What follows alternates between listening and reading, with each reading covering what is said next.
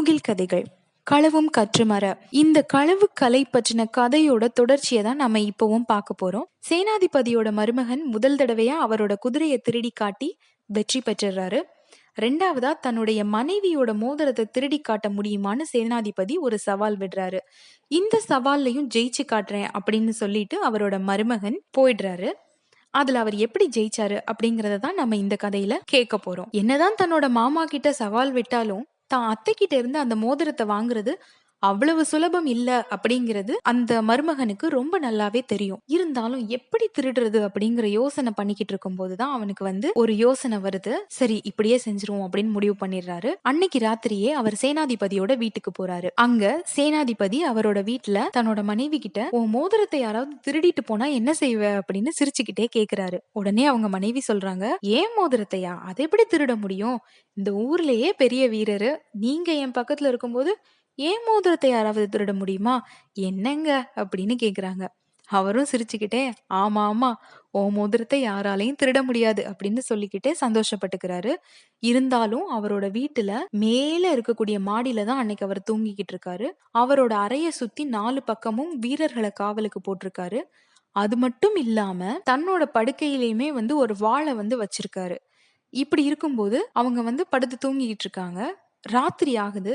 ஜன்னல் வழியா ஒரு உருவம் தெரியுது. தன்னோட வீட்டுல தன்னை சுத்தி இருக்கிற இத்தனை காவலையும் மீறி அவன் மாடிக்கு ஜன்னல் வழியா எட்டி பாக்குறானேன்னு அந்த சேனாதிபதிக்கு கோபம் வந்தது மட்டும் இல்லாம, இவன் இவ்வளவு தூரம் வந்துட்டானா மோதிரத்தையும் திருடுறதுக்கு வாய்ப்பு இருக்கு அப்படின்னு சொல்லிட்டு, இனிமே இப்படி ஒரு மருமகன் நமக்கு தேவையே இல்ல, இந்த அளவுக்கு அவன் திருடனா இருக்கிறான் அப்படின்னு சொல்லிட்டு அந்த கத்தி எடுத்து வேகமா வீசுறாரு. அந்த கத்தி பட்ட உடனே ஆன்னு ஒரு சத்தம் கேக்குது. அந்த உருவம் கீழே விழுறதையும் அவர் பாக்குறாரு. உடனே அவர் கீழே இறங்கி போறாரு. இருட்டுல அன்னைக்கு அமாவாசை, அதனால சுத்தமா வெளிச்சம் இல்ல. அவர் இறங்கி போறாரு. அப்ப அவரோட மனைவி எனக்கு ரொம்ப பயமா இருக்குங்க, நீங்க கீழே போகாதீங்க அப்படின்னு சொல்றாங்க. அடி சும்மா இருடி, எவனோ ஒரு திருடன் எட்டி பார்த்திருக்கான், அவனை கீழே போய் பார்க்க வேண்டாமா? அவன் மேல நான் கத்தி குத்திட்டேன், இப்ப அவன் எப்படியும் போய் சேர்ந்திருப்பான்னு நினைக்கிறேன், அவனை போய் நான் புதைச்சிட்டு வரேன் அப்படின்னு சொல்லி கீழே போறாரு. அவரோட மனைவி ரொம்பவே பயந்து போய் இருக்காங்க. அப்போ அந்த சேனாதிபதி கீழே போறாரு. கீழே போன உடனே அந்த உடலை பாக்குறாரு. பார்த்தவருக்கு மனசு அப்படி பொங்கி அழுகையா வருது. என்ன இருந்தாலும் தன்னோட ஆசையான மருமகன் இல்லையா, விதி நம்ம வாழ்க்கையில இப்படி விளையாடுதே அப்படின்னு நினைச்சு ரொம்ப வருத்தப்பட்டுக்கிட்டே கண்ணீரோட ஒரு குழியை வெட்டி அவனை அதுல போட்டு புதைச்சிடுறாரு. புதைச்சிட்டு மாடிக்கு ஏறி வந்துட்டு இருக்காரு. அதுக்குள்ள அவங்க அத்தைக்கு ஒரு குரல் கேக்குது. அடியே இங்க வா அப்படின்னு ஒரு சத்தம் கேக்குது. உடனே அவங்க அத்தையும் வர்றாங்க. வந்த உடனே, அந்த திருடனை புதைச்சிட்டேன், இருந்தாலும் அவன் உன் மோதிரத்தை திருடதுக்கு தான் வந்திருக்கான். அந்த மோதிரத்தை போடலைன்னா நாளைக்கு அவனோட ஆத்மா நம்மள பயமுறுத்தும். அதனால அந்த மோதிரத்தை குடு, நான் கொண்டு போய் போட்டுட்டு வந்துடுறேன், அந்த குழிக்குள்ள போட்டு மூடுறேன் அப்படின்னு கேட்ட உடனே அவங்க அந்த மோதிரத்தையும் கொடுத்துடுறாங்க. கொடுத்த மோதிரத்தை வாங்கிட்டு போனது வேற யாரும் இல்ல, சேனாதிபதியோட மருமகன் தான். அந்த மோதிரத்தை வாங்கிட்டு அவனும் வீட்டுக்கு போயிட்டான். சேனாதிபதி மன வருத்தத்தோட படுக்கையில படுக்கிறாரு. அவருக்கு தூக்கமே வரல. அடுத்த நாள் காலையில எந்திரிச்சு தன்னோட தங்கச்சியோட வீட்டுக்கு போறாரு. அங்க தன்னோட தங்கச்சி அவருக்காக நல்ல விருந்து சாப்பாடு செஞ்சு வச்சு சாப்பிடுங்கண்ணா அப்படின்னு சொல்றாங்க.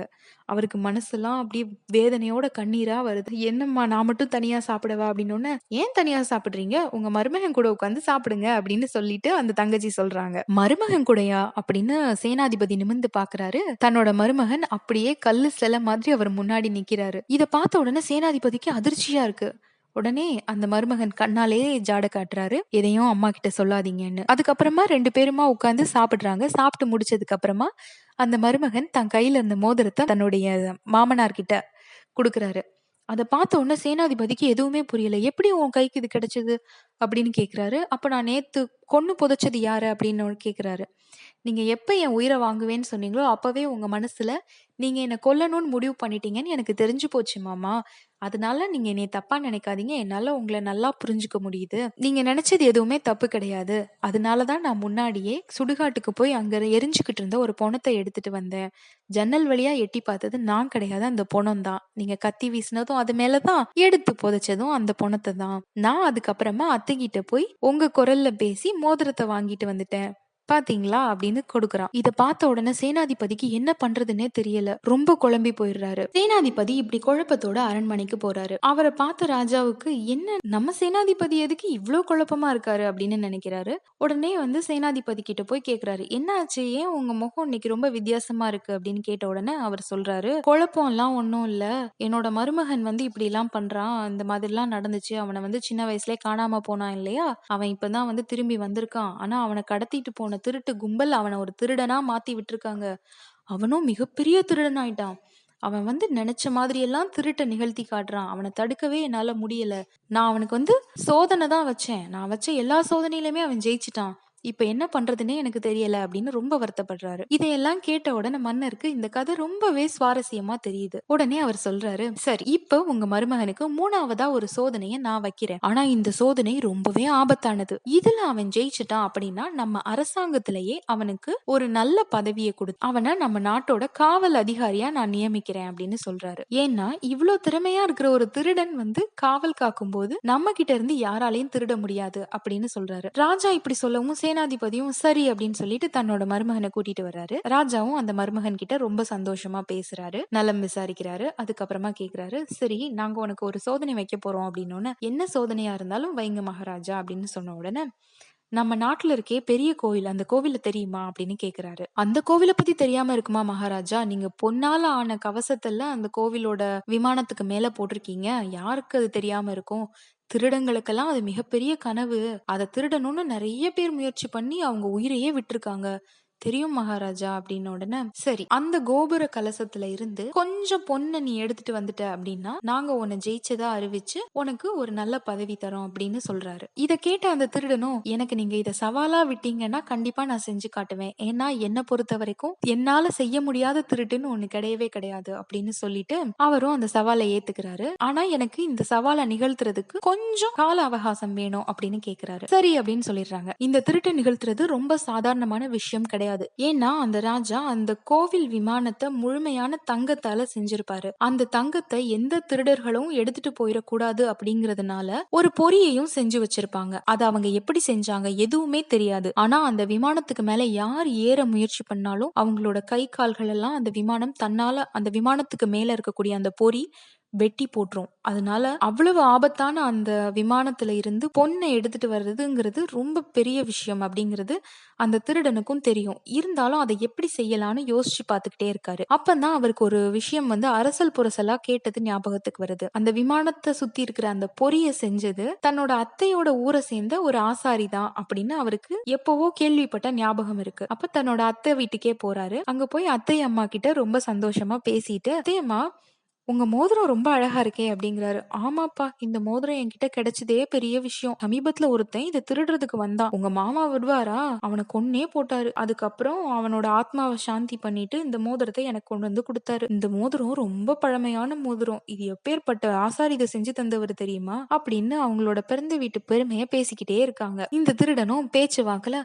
இந்த ஆசாரி தானே நம்ம கோவில் விமானத்துல இருக்க பொரியையும் செஞ்சது அப்படின்னு கேக்குறான். ஆமா, உனக்கு எப்படி தெரியும், பாத்தியா, என் மோதிரத்தை செஞ்சவர் தான் அதையும் செஞ்சாரு, எவ்வளவு பிரபலம் பாத்தியா அவரு அப்படின்னு சொல்றாங்க.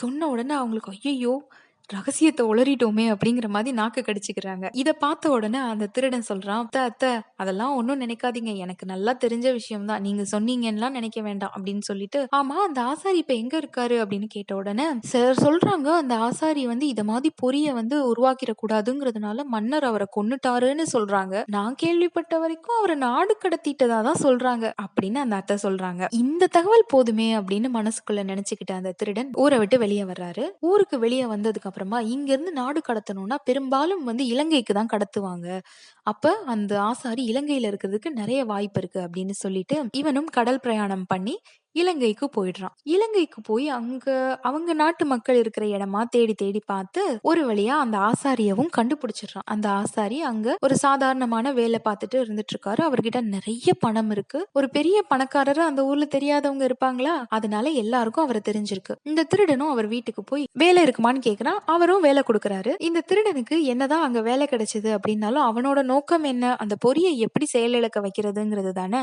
அதை இவர்கிட்ட இருந்து எப்படி தெரிஞ்சுக்கலாம் அப்படின்னு யோசிச்சுக்கிட்டே இருக்கிறாரு. யோசிச்சுட்டு இருக்கும் போதே தன்னோட புத்திசாலித்தனத்தை அவன் பயன்படுத்த ஆரம்பிக்கிறான். ஒரு நாள் பேச்சுவாக்குல பேசிட்டு இருக்கும்போது அந்த கோவில் பத்தி அந்த ஆசாரியே விசாரிக்கிறாரு. விசாரிச்ச உடனே, ஓ அந்த கோவிலா, அது பெரிய கோவிலாச்சே, தங்கத்தாலேயே விமானம் செஞ்சிருக்காங்களே, அதை சுத்தி பொறி கூட வச்சிருக்காங்களே அப்படின்னு இவன் ரொம்ப பெருமையா பேசுறான். ஆமா ஆமா அப்படின்னு அவரும் ரொம்ப பெருமிதமா இருக்காரு. உடனே இவன் சொல்றான், என்ன இருந்து என்ன பிரயோஜனம், அததான் திருடிட்டாங்களே அப்படின்னு சொல்றான். என்ன திருடிட்டாங்களா, நான் அப்பவே சொன்னேன் வாழை பெருத்த ஊர்ல வைக்காதீங்கன்னு சொல்லவே செஞ்சேன், யாராவது கேட்டாங்களா அப்படின்னு அவர் ரொம்ப வருத்தப்படுறாரு. திருடனுக்கு இப்ப புரிஞ்சு போச்சு, என்ன செஞ்சா அந்த பொரிய நிறுத்தணும் அப்படிங்கறது அவனுக்கு ரொம்ப நல்லா தெரிஞ்சு போச்சு. உடனே அவன் வந்து கிளம்பி வந்துடுறான். வந்ததுக்கு அப்புறமா அந்த கோவில வந்து சுத்தி சுத்தி பாக்குறான். சுத்தி வாழை மரங்களா இருக்கு. அந்த வாழை மரங்களை பார்த்த உடனே அவர் சொன்ன அந்த வார்த்தை ஞாபகத்துக்கு வருது, வாழை பெருத்த ஊர்ல வைக்காதீங்கன்னு சொன்னாரு. அப்பன்னா வாழை மரம் தான் இந்த பொரிய நிப்பாட்டுறதுக்கான வழி அப்படின்னு இவனுக்கு புரியுது. உடனே என்ன பண்றான், முதல்ல நிறைய வாழை மரங்களை வெட்டி ஒரு வண்டியில வச்சு அன்னைக்கு ராத்திரியோட ராத்திரியா கொண்டு போயிடுறான். கொண்டு போயிட்டு அந்த வாழை மரங்களை அந்த பொறி மேல போட்டுக்கிட்டே இருக்கான். அதுவும் அந்த வாழை மரங்களை போட போட வெட்டி வெட்டி வெட்டி வெட்டி வெட்டி வெட்டி போட்டுக்கிட்டே இருக்கு. இவனும் போட்டுக்கிட்டே இருக்கான். ஒரு 10 50 எல்லாம் போட்டிருப்பான். நேரம் ஆக ஆக அந்த பொறியோட வேகம் குறைய ஆரம்பிக்குது. அப்படியே போட்டு போட்டு போட்டு போட்டு ஒரு ஒரு கட்டத்துக்கு மேல அந்த பொறி வந்து நின்னுடுது. அதுக்கப்புறமா அதுல இருந்து அந்த தங்கத்தை எடுத்துட்டு போய் அந்த மன்னர்கிட்ட குடுக்குறான். இத பார்த்த உடனே அந்த மன்னருக்கு இவன் எப்படிப்பட்ட திருட்டனாலும் நிகழ்த்தி காட்டிடுறான், ரொம்பவே வந்து திறமையானவனா இருக்கான் அப்படின்றது புரிய ஆரம்பிக்குது. அதுக்கப்புறம் சேனாதிபதியோட மருமகனுக்கு ஒரு காவல் அதிகாரி பொறுப்பை கொடுத்து அந்த நாட்டை பத்திரமா பாத்துக்க சொல்லி சொல்றாரு. இனி இந்த நாட்டுல இருந்து எந்த பொருளும் திருடு போகாம பாத்துக்க வேண்டியது என்னோட கடமை அப்படின்னு சொல்லிட்டு, இந்த கடமையும் நான் என்னோட சவாலா ஏத்துக்கிட்டு செஞ்சு காட்டுறேன் அப்படின்னு சொல்லி அந்த திருடன் தன்னோட காவல் அதிகாரி பொறுப்பை ஏத்துக்கிட்டு அதுக்கப்புறம் ரொம்ப பத்திரமா அந்த நாட்டை பாத்துக்கிறாரு. எந்த திருட்டும் அதுக்கப்புறம் நிகழாத அளவுக்கு அந்த நாட்டை பாதுகாப்பா பாத்துக்கிறாரு. இதுதான் இந்த கதை. இந்த கதையை கேட்கும் போதே உங்களுக்கு புரிஞ்சிருக்கும், களவும் ஒரு கலையே, திருடுறதும் ஒரு வகையான கலைதான். திருடுறது தப்பு தான். அதை எந்த காலத்திலயும் யாராலையும் சரின்னோ நியாயம்னோ ஒத்துக்கவே முடியாது. அதே நேரத்துல அந்த திருட்டை நிகழ்த்தி காட்டுறதுக்கு தைரியம், புத்திசாலித்தனம் எல்லாமே தேவை. களவும் ஒரு கலையே. அதனாலதானோ என்னமோ நம்மளோட பழமொழியில களவும் கற்று மறன்னு சொல்லியிருக்காங்க. களவை கத்துக்கணும், மறந்துடணும். களவு கலையை கத்துக்க சொன்னது கூட களவு நடைபெறாமல் தடுப்பதற்கும் மக்களை காப்பதற்கும் மட்டுமே. இதே மாதிரியான இன்னொரு கதையை மறுபடியும் நாம நம்ம சேனல்ல கேட்கலாம். அது வரைக்கும் நன்றி, வணக்கம்.